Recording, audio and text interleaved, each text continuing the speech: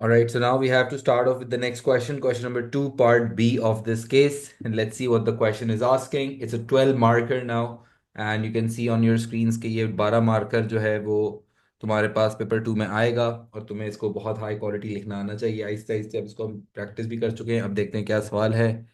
Consider the advantages and disadvantages of the following two options for SSE to distribute its product in the new markets in other countries. Which option should SSE choose? Justify your answer. मेरी आवाज clear नहीं आ रही? Audio तो मेरी clear है, I think. हाजिर, आवाज clear है मेरी?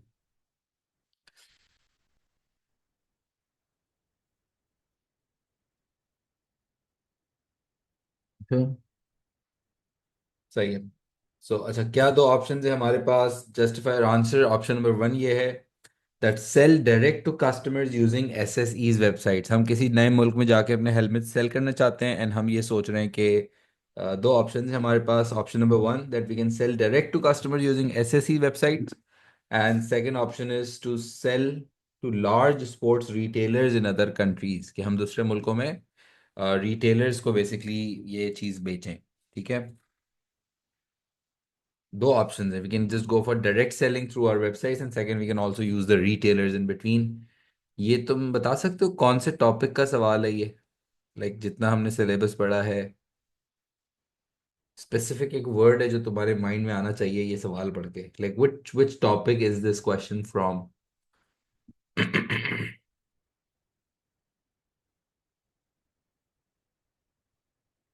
Marketing mix place, nice nice thought bro, nice. Place का सवाल है ना, चैनल्स ऑफ डिस्ट्रीब्यूशन हमें डिसाइड करने की बात कर रहा है ये, कि कौन सा वाला चैनल ऑफ डिस्ट्रीब्यूशन जो है वो ज्यादा बेहतर रहेगा। और हमें अपने हेलमेट्स बेचने हैं डिफरेंट। Very nice. मेरा गला भी जा रहा है शायद। तो खैर, अच्छा, option number one, we can sell direct to customers using एसएससीज वेबसाइट। हमें उसके एडवांटेजेस भी बताने हैं और उसके मुझे डिसएडवांटेजेस भी बताने हैं। थॉरली इसको डिस्कस करना पड़ेगा। यार, if we sell direct to customers using our website, हमारी वेबसाइट हो जिस पे कस्टमर जाए और वहां से जाके ऑनलाइन परचेज कर ले, तो उसका क्या मतलब कितने एडवांटेजेस एंड कितने disadvantages? How many advantages and how many disadvantages I need to write on this question?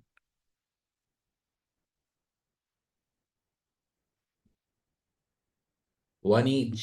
Very nice. One advantage ideally and one disadvantage. And then in this section, good one, sell to large sports retailers in other countries, कि हम दूसरे दुनिया में जो दूसरे दूसरे मुल्क हैं उनके रिटेलर्स के थ्रू बेचें। हम अपनी वेबसाइट के थ्रू डायरेक्टली कस्टमर्स को रीच आउट ना करें। Let's say if we want to go into a new country, then we find a retailer who will be selling such helmets, and then I can just stock my helmets into that retail shop, and then the customers could go to that retail shop, they could just buy from that retail shop. सही है, ये होता है बिल्कुल जब आप अपना product अपनी खुद की आउटलेट नहीं, आप किसी और की रिटेल आउटलेट पे अपना प्रोडक्ट रखवा देते हो। और जाहिर है फिर वो जो भी रिटेलर होता है, जैसे इम्तियाज सुपरमार्केट एक बड़ा रिटेलर है, नाहिद सुपरमार्केट एक रिटेलर है, जो डिफरेंट डिफरेंट कंपनीज के प्रोडक्ट्स को वो अपने पास स्टॉक करते हैं और फिर वो आगे बेचते हैं। तो उसका भी एक एडवांटेज लिखेंगे हम और एक जो है वो डिसएडवांटेज लिखेंगे, प्रॉपरली एक्सप्लेन करेंगे उन पॉइंट्स को ताकि हमें प्रॉपर मार्क मिले। और फिर हम रेकमेंड करेंगे कि यार हमारे हिसाब से कौन सा वाला ऑप्शन जो है वो बेहतर ऑप्शन है। क्या हमें डायरेक्ट वेबसाइट्स के थ्रू सेल करना चाहिए या हमें लार्ज स्पोर्ट्स रिटेलर्स के थ्रू बेचना चाहिए? We will have to give our clear opinion कि हमारे हिसाब से कौन सा वाला ऑप्शन बेहतर है। और फिर हमें बताना होगा कि जो भी ऑप्शन हमें अच्छा लग रहा है वो हमें वो वाला ऑप्शन अच्छा क्यों लग रहा है, उसकी जस्टिफिकेशन हमें देनी होगी। कि if you feel like that they should sell through websites, then you will have to give your recommendation, you will have to give your opinion that yeah that you should go for website selling, and you'll have to justify that opinion. And मैंने बताया था जब justification देते हैं तो justification मेरी थोड़ी सी situation based होनी चाहिए, केस से कनेक्टेड होनी चाहिए। वैसे इसको हम क्या रेकमेंड करेंगे, क्या बेहतर लग रहा है? कस्टमर्स को डायरेक्ट सेल करें या हम लार्ज स्पोर्ट्स रिटेलर्स के थ्रू बेचें?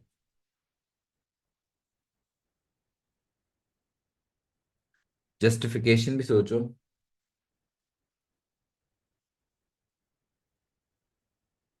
अच्छा पॉइंट है। Retailers will have the established customer base, जिससे हमारी सेल्स बढ़ जाएंगी। बिल्कुल, जो रिटेलर्स होंगे उनके पास ऑलरेडी कस्टमर बेस बनी हुई होगी, ऑलरेडी बहुत सारे कस्टमर्स उन रिटेल आउटलेट्स को विजिट करते होंगे। तो ऑलरेडी जब स्ट्रॉन्ग कस्टमर बेस बनी हुई होती है तो उसमें फिर आप अपना प्रोडक्ट को बेचना ज़्यादा पॉसिबल होता है, रिस्क कम हो जाते हैं। लेकिन फिर वो जो रिटेलर्स होते हैं वो प्रॉफिट्स में से शेयर भी रखते हैं, ज़ाहिर है रिटेलर्स अगर होंगे तो वो अपने फ्री में काम तो करेंगे नहीं, डेफिनेटली वो भी पैसे कमाने के लिए करेंगे। Good point Mona Lisa. एंड खुद अगर डायरेक्ट सेल करते तो फिर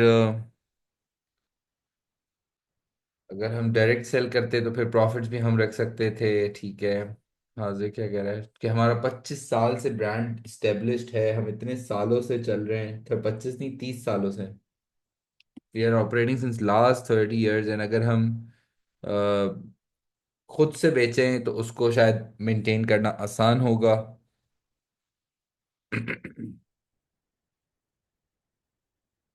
गुड वन। ठीक है। आई थिंक हम इसको जस्टिफाई कर सकते, मेरे ख्याल से इनको जो भी तुम वैसे ओपिनियन लिखना चाहो, दोनों ओपिनियंस गलत नहीं होते, ये बात भी हमें पता है। और जो भी ओपिनियन होगा उसको हमें जस्टिफाई करना होगा बहुत अच्छे से, ये बात भी तुम्हें पता है। एंड आई थिंक ओपिनियन मेरा होगा कि यार आपको वेबसाइट्स के थ्रू ही बेचना चाहिए। वो इसलिए क्योंकि आप थोड़ा सा कंट्रोल कर सकोगे, you have like a 30 years of worth branded thing.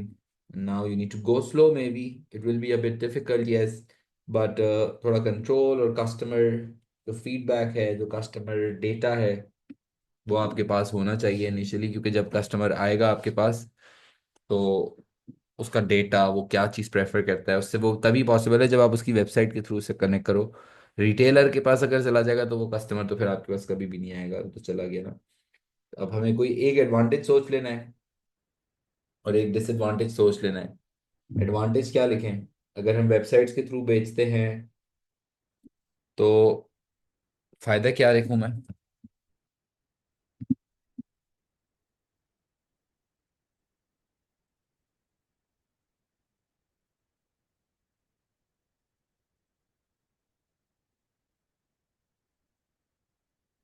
Information वाला पॉइंट तो मैं यहाँ लिख रहा हूँ कंक्लूजन में ना। पहले तभी मैंने कंक्लूजन सोच लिया ताकि मैं फिर ऊपर वो पॉइंट रिपीट ना करूँ। Probably it will have larger audience because website जो है वो पूरी दुनिया में एक्सेस किया जा सकता है। Something is in the global, right, that's a big thing.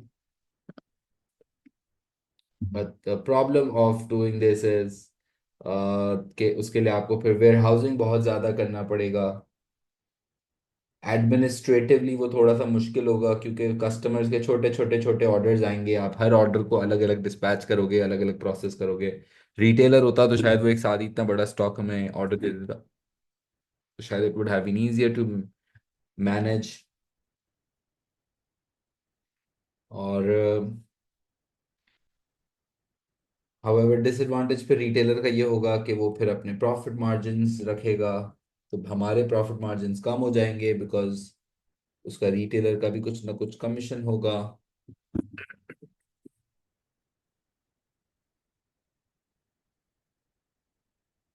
Cost of website maintenance का पॉइंट भी हम इसमें डाल सकते हैं वैसे, कि डिसएडवांटेज में उसकी वेबसाइट मेंटेन करना, उसको चलाना एक बड़ा एडमिनिस्ट्रेटिव काम है, बिल्कुल।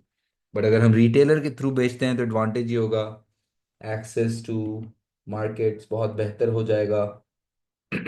वो कस्टमर जो आपने कभी सोचे भी नहीं थे वो कस्टमर आपके पास आना शुरू हो जाएंगे, जो भी एक अच्छा पॉइंट है। ठीक है। ना देखो मैंने कैसे लेफ्ट साइड पे प्लान किया है ना, इससे पहले कि अटेम्प्ट करें इसको, अगर हम प्लान कर लेना एग्जाम में भी छोटा छोटा सा लेफ्ट साइड पे, तो फिर तो बहुत लेवल हो जाता है।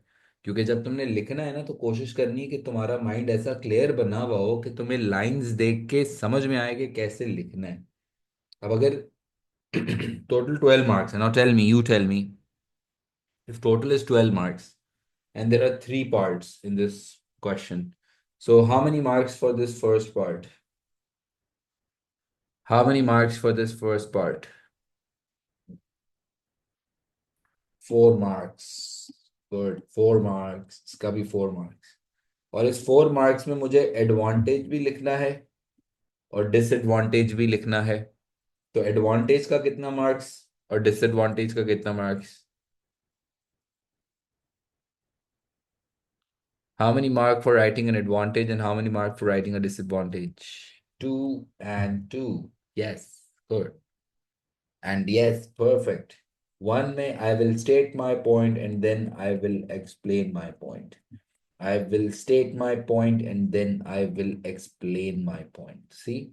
So that's how simple it is. If you just understand कि कोई भी एक पॉइंट अच्छा सोच लो और उसको अच्छे से समझाओ कि जो भी तुम पॉइंट लिख रहे हो, अगर तुम लिख रहे हो कि यार डायरेक्ट कस्टमर को बेचने से ज्यादा ऑडियंस को एक्सेस कर सकेंगे, तो फिर उसको एक्सप्लेन करो, तो फिर उस पॉइंट से बिजनेस को एडवांटेज क्यों है, why will this impact the business. हम एक्चुअल में एक्सप्लेन करें जो एसएसई है उसकी किस सिचुएशन में जाके एग्जाम में जब तुम अटेम्प्ट करोगे पेपर टू, तो तुम्हारे पास देखो ये माइंडसेट सेम ही रहेगा। सही है, पेपर टू करने जाओगे एग्जाम में तो माइंडसेट सेम रहेगा। केस चेंज हो जाएगा, सिचुएशन चेंज हो जाएगी, सवाल चेंज हो जाएगा, लेकिन माइंडसेट तो यही रहेगा ना। ठीक है जी। Is it clear up till now?